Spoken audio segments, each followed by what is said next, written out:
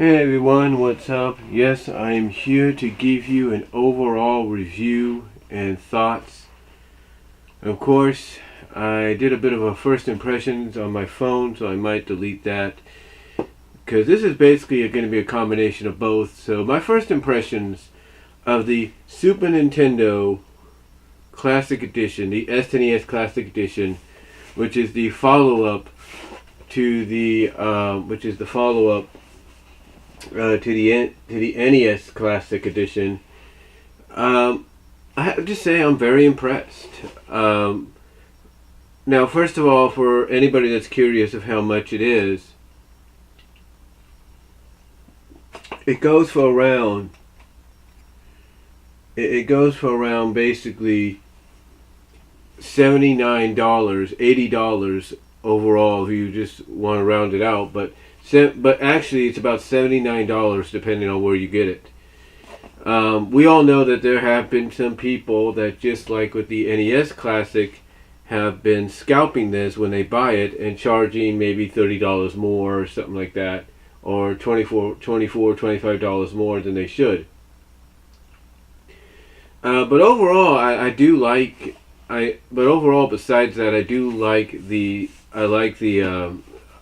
like the overall presentation. I like the fact that, yes, at first you got to start off and it's got a menu asking if you want to go to English, what language you want to use. Once you choose your language, then it starts right up in the menu.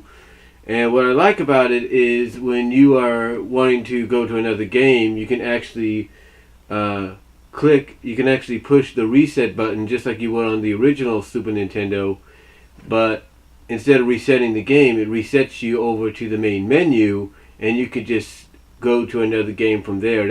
And at the same time, it saves your progress of the Super Nintendo game you were playing. Now, I will say that one of the things that people might find as a downfall or a downer compared to the NES Classic Edition is there's not many games. I mean, you do get a few third-party games, I believe. You get Mega Man. You get a couple of Capcom games. Like you get Mega Man X, you get Street Fighter X Turbo, and I think you get Castlevania. I don't know if that was a Nintendo exclusive, but you get Castlevania as well. And I think you get Contra. You get a few third-party licensed games that were part of the Super Nintendo when it first came out, along with mainstay of Super Nintendo titles that were original and classic and exclusive for Super Nintendo, like Super Metroid, Mario, Super Mario World, Mario Kart, Kirby, you name it. I think you even get, do you get Bomberman in here? No, you don't. You do get Final Fantasy 3 or 6, whatever you want to call it. You do get that in here. So you get a peripheral of pretty good games that were exclusive, that were basically exclusive Nintendo titles as well as third-party games. The other downfall that people might kind of find about this a little bit, it's not a major downfall, but it would have been nice had Nintendo come out and told us that this was the only way we could access the game. Because one of the selling points, of course, was the Star Fox 2 game, the sequel to Star Fox that never got a official Super Nintendo release back when the Super Nintendo was originally going.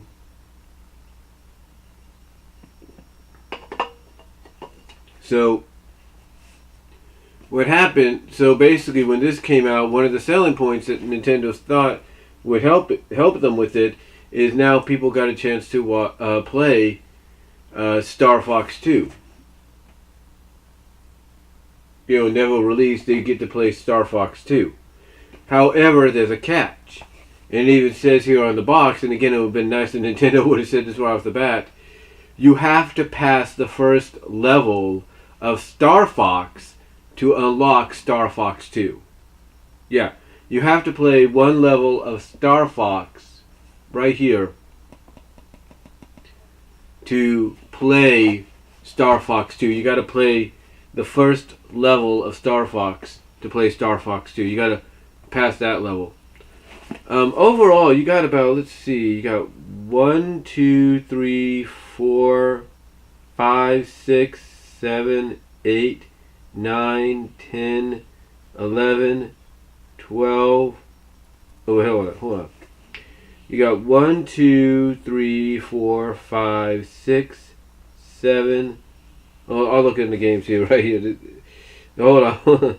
You got 1, 2, 3, 4, 5, 6, 7, 8, 9, 10, 11, 12, 13, 14, 15, 16, 17, 18, 19, 20. And Star Fox 2. You got about 21 games on here compared. Big, I guess to say a big difference compared to the NES Classic, because that had several more games, I think, from what I understand. So yeah, definitely not many games as the NES Classic had, and I will get the NES Classic when it gets re-released. But yeah, not that many games. But you know what?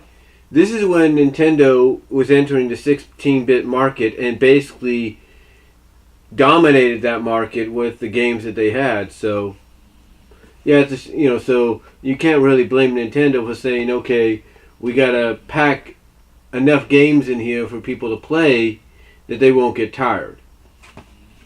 Now overall, I think what I'm trying to say is. Now, one thing I think you can do is you can modify this. I'm believing you can modify it somehow. I don't know how you would do that, but you can actually modify it.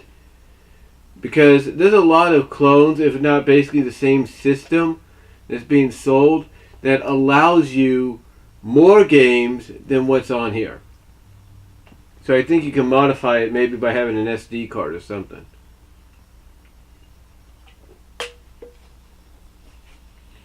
Anyway, though, I really like it, though. And like I tried to say in my silent unboxing last night, because, my mom was home and, I didn't, she was, getting ready to study for her for her mid-exam tonight. And so I was just, so she would walk about a little bit and everything. So I didn't want her to hear me talking a little bit to where she'd open the door and wonder what I'm doing and then start asking me questions or ask me to do this or that to help, to take care of something. No offense, God. No offense, Lord. I don't mean any malice by that. I'm just saying, God, please forgive me. In your name I pray, amen. Please, dear God, please forgive me for saying that. In your name I pray, amen. But anyway, I usually do that. Any of you guys that have followed my channel by now know that when I do a silent one, it's basically because somebody's there or somebody's at home, and I don't want to chance the fact that they might come in and wonder what I'm doing and stuff. So overall, though, I like the idea of the system. It's a nice novelty, nostalgic novelty item, a collector item, and just the fact that you can get all these games that when they first came out, just like games today. When they first came out, went from like $39 to $59, $39.99 to $59.99 to get them all here for $79. That's saying something. The only thing I haven't yet been able to do, I'll have to read the instructions, is be able to get the picture kind of widescreened onto my TV, like full screen. I don't know if it's just going to be a native 4:3. I think that might be a downfall if it is, but even so, I do have my remote here that allows me to widen the screen. Overall, though, again, like I said, it's a nice novelty, nostalgic novelty idea and collector's item. And one thing I know that a lot of fans are kind of disappointed of is kind of like the AtGames Sega Genesis flashback systems. The top of the Super Nintendo Classic Edition doesn't allow you to put any games in there, or at least miniature cartridge versions of games you played originally on the Super Nintendo. But maybe, hopefully, if they do an N64 Classic Edition, they'll work that option in, because I think that's one thing a lot of people would like to see, is them giving you an option to play your already existing cartridge games alongside the ones that are built into the system. So hopefully, maybe, like I said, if they do an N64 follow-up, that's what they'll do. We'll just have to wait and see. But anyway, let's take a look at the system here. Now, of course, as I showed you silently a bit in the unboxing, you can definitely tell that there's a difference. I mean, look at this. Everybody says this is the comparison. You basically hold the system in your hand. The other one you would have to hold like this. And as you see, and as you probably saw in the unboxing, basically the comparison is like night and day. It just dwarfs. The original SNES dwarfs this. But I do like the fact that it is very identical in a sense. It's very identical. You do get the power switch does work just like the original one. Like that. It goes up, turn it on, goes off, which is pretty good. So it goes on, you get your games, you turn it off, there you go. This doesn't go in, unfortunately. People would have loved to see that. But but you know, there's no eject, so because this doesn't open, there's no eject here, so this doesn't open. And then what I was talking about earlier, when you want to reset a game, or reset and go to the menu to choose another game, and then your progress on the other game is saved, you just do the reset just like you would when you would reset the game you were playing on the original Super Nintendo, and you know, it works just like before, and it takes you to the menu and then currently saves your progress as well. Now, of course, because this is an kind of basically an emulator in a sense, but a nostalgic novelty act, if you will, they did come with something basically more along the lines of a portable gaming system. It does come with an AC adapter, which you would plug in right here. This is your AC adapter right there, or your input for your AC adapter, and this is your adapter. It's a USB plug, just like you know other ones are. It's got the Nintendo symbol on the back, or name on the back, and then this is what you do. You just plug it in like that, and of course hook it up to the back here, and away you go. You're ready to play well, not yet ready to play, but it will be ready to be played as soon as you use the other attachment to attach it to your television, and that is your HDMI cable. Yes, this is your HDMI cable, courtesy of Nintendo.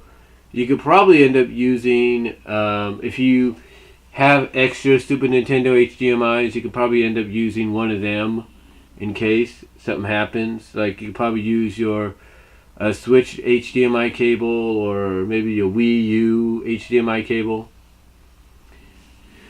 But yeah, you have the HDMI cables, and then of course, just like with any HDMI system, they go right into the back here, and then the other goes into your HDMI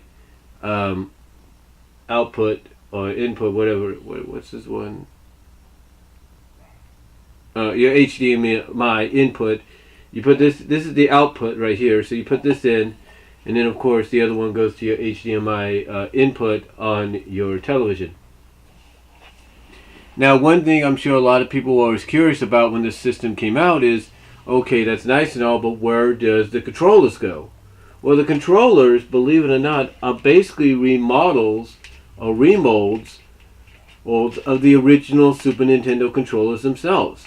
I mean, look at that. This is basically an actual Super Nintendo controller remade and remolded basically to be playable with your SNES Classic Edition, and maybe even your Wii U system, for all we know. Yeah, this could actually, from what I understand, it actually has the same ending. Take a look at this, and it's long. You know, one thing a lot of people talked about was how long this was. This thing is long. So you have enough length on it, and you can probably get an extension anyway. But this right here is the same kind of connection you play that's on the end of your nunchuck for your Wii or Wii U system or your Pro controllers. And unlike the NES Classic, the one thing that they did improve on is they gave you two of these. They gave you two they gave you two controllers for two players. But again, one thing that was always curious about, people would be curious about is, okay, that's fine, but where do you plug them in? Well, just like with the original system, the plugs do go up front here. But you might say, well, that's impossible, right? Not exactly, because what you got back here, right here, is this. If I can get it open here. What you have is this. You lift that on the bottom, okay? You see this little tab here. You lift it up like that. And if it... okay, let's do that again. Hold on. Well, it's got two little things here. I want you to look. It's got two little things here on the bottom. So what you do is you snap them off like that. You don't take them off. You just snap the bottoms right here. These two little things here. Right there. You snap them off. You basically snap them like this. And then you open. And then there you go. There's your inputs. Oh, there's your ports for your controllers right there. Basically, the underneath what looks like the original faceplates or original ports, or it's basically in the same area of the original ports of the Super Nintendo, the original Super Nintendo. The only difference is, like I say, you got these two snaps here. Then when you open one, if not both of them, and then you pull this thing out, because it does have to be pulled out a little bit. It does have to be pulled out. You can actually put the ports in there, or the controller inputs in there. And then when you're not using the system, as you can see right there, that's how you play it. When you're not using it, you push it back in, and there you go. So basically, it's designed similar in a sense, but a few modifications for a more updated version of the Super Nintendo. So overall, I have to say that I like the system. I really do.